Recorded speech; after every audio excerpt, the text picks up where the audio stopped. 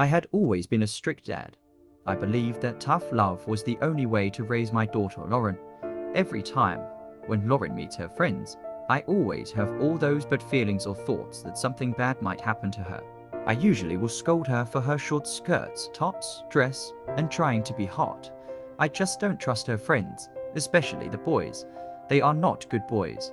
I even scolded her for talking to her friends on the phone, but one heated argument changed everything.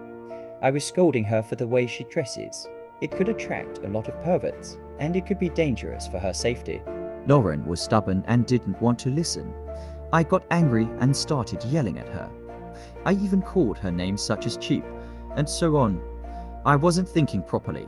Hearing this, she could not take it, and it broke her heart. She heads to the door, breathing loudly. Her eyes were wet.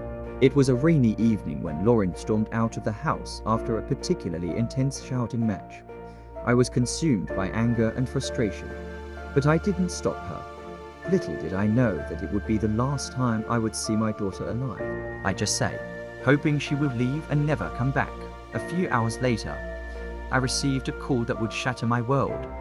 Lauren had been hit by a car, and her injuries were severe. The doctor's words echoed in my ears. "I'm sorry, but we couldn't save her." The more I asked what happened, the doctor were annoyed and scolded me, and he said why I did not look after my daughter. I was speechless, and I will never forgive myself. Regret washed over me like a tidal wave. I couldn't believe that my last words to my daughter were filled with anger and resentment. I wished I could turn back time, just to tell her how much I loved her. "I hope she will come back. Please come back to Daddy," I said. In my grief-stricken state, I found myself making a desperate wish. I wish I had a second chance to make things right. Please let this never happen. I went to sit on the sofa, confused and lost. I kept rubbing my hair and face like a madman, thinking I had lost my most precious daughter.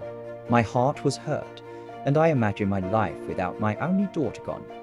I fell asleep, then when I woke up to my astonishment, my wish was granted. Lauren came back as if nothing had happened. I couldn't believe my eyes. Overwhelmed with joy, I ran to Lauren and hugged her tightly. "I'm so sorry for everything. My sweet girl, I promise to be a better dad from now on," I said. She smiled, her eyes filled with forgiveness and confusion. She asked what was going on with me. I was surprised by thinking all this never happened. So, did I just get a second chance? I thought. As days turned into weeks, Lauren and I rebuilt our relationship. I let go of my strict ways and learned to embrace love and compassion. Our bond grew stronger with each passing day. Lauren was amazed by my changes. She, of course, was a clever girl who knows how to protect herself from perverts. Not all of her friends are bad. They are mostly good and kind-hearted people. One evening, as we sat on the porch, I couldn't help but express my gratitude. "I can't believe I was given a second chance to be your dad, sweetheart. I'll cherish it forever." Lauren looked at me with a twinkle in her eyes, but a little confused. "I am grateful too, Dad. We've both learned the importance of forgiveness and love," she replied. And so, we lived our second chance to the fullest.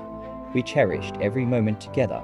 Knowing that our love had triumphed over tragedy, we had been given a rare opportunity to rewrite our story, and we would never take it for granted. I learned a valuable lesson, never to be too harsh to my daughter, but if she ever makes mistakes or misbehaved, I will advise and teach her in a good way.